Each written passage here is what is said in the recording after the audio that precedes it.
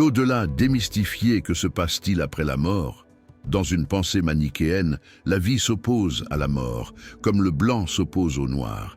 Bien que l'homme tente à chercher l'éternité, non pas parce qu'il craint de mourir, mais parce qu'après avoir vécu, elle lui paraît naturelle.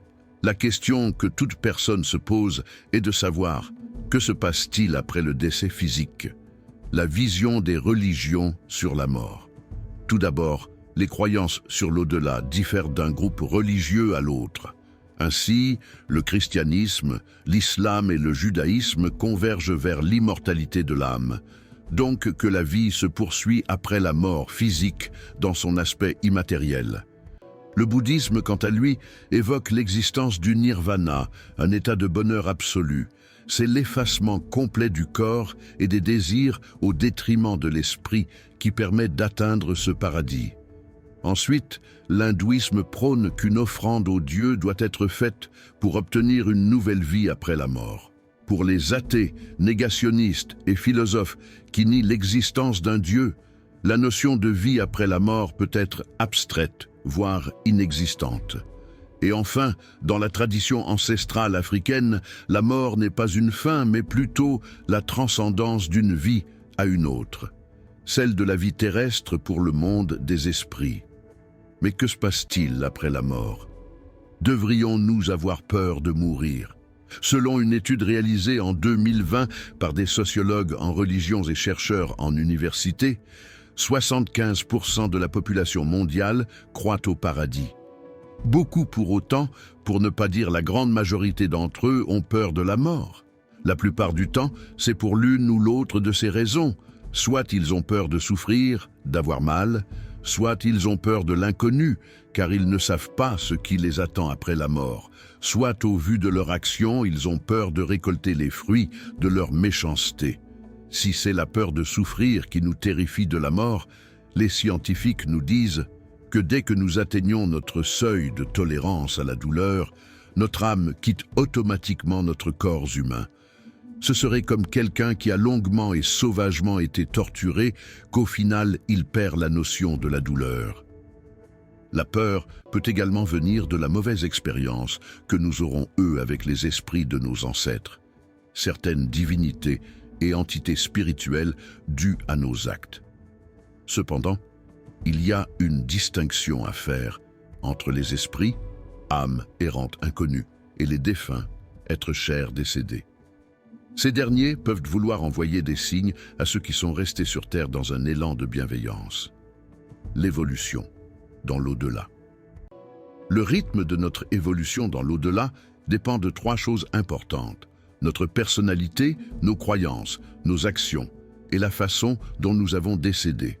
Lorsqu'une âme arrive dans l'au-delà, elle commencerait par rencontrer son esprit protecteur. Et oui, nous y avons chacun un gardien, totem, génie ou tout ce que vous voulez appeler, qui tout au long de notre vie terrestre nous accompagnait. Dans la grande majorité des cas, les âmes arrivent sur le plan que j'appelle la salle d'attente, avant d'énoncer les 3 étapes d'évolution dans l'au-delà. La première étape est l'acceptation. En effet, lorsque l'âme se rend compte qu'elle n'est plus sur le plan terrestre et qu'elle n'y retournera plus, elle doit accepter ce fait. Ici, les âmes refusant d'y croire ou accepter la vérité y passeraient plus de temps. De même pour ceux qui attendent qu'on leur dise quoi faire. La façon de mourir influence ce parcours. Lorsqu'une âme décède de manière naturelle, elle suivrait l'évolution établie par l'unique concepteur de la vie, Elolobyi, Zamba, Niambe, Niamey, Aman, Amon. Néanmoins, si un homme meurt dans un accident de voiture brusque, il pourrait prendre plus de temps à comprendre ce qui lui est arrivé. De même pour quelqu'un qui meurt d'une overdose de drogue. Il planerait plus longtemps dans l'inconscience de son état. 2. La deuxième étape est la reconnaissance. Pour évoluer et avancer dans l'au-delà, nous avons besoin d'énergie. Cette énergie qui nous fait avancer vers la lumière est l'amour. Et c'est lors de cette deuxième étape que l'âme va en accumuler le plus possible afin d'augmenter son taux vibratoire et ainsi pouvoir changer de plan de conscience vers la lumière éternelle. 3. La troisième étape est la lecture du livre de notre vie terrestre. Eh oui, mes chers confrères, selon ce qui est écrit dans ce livre, la personne décédée saura donc si son âme sera destinée pour la réincarnation, ceci, en fonction des actes qu'elle avait posés, bon ou mauvais karma.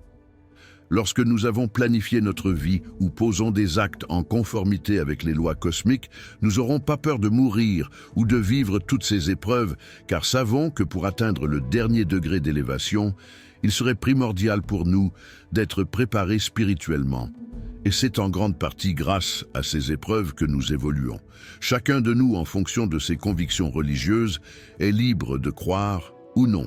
Mais en tant qu'animiste, traditionnaliste et spirituel, j'ai foi en la tradition africaine et crois en la réincarnation de l'âme, comme jadis mes ancêtres y ont cru et fiers de porter cet héritage et la transmettre à la future génération.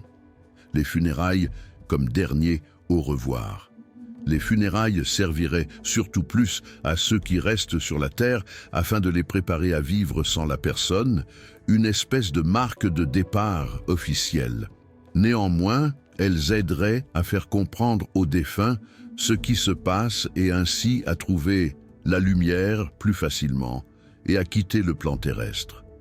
Dans un premier temps, respecter les dernières volontés du défunt en fonction de ses funérailles est une marque de respect qui empêcherait l'âme de stagner entre les deux mondes.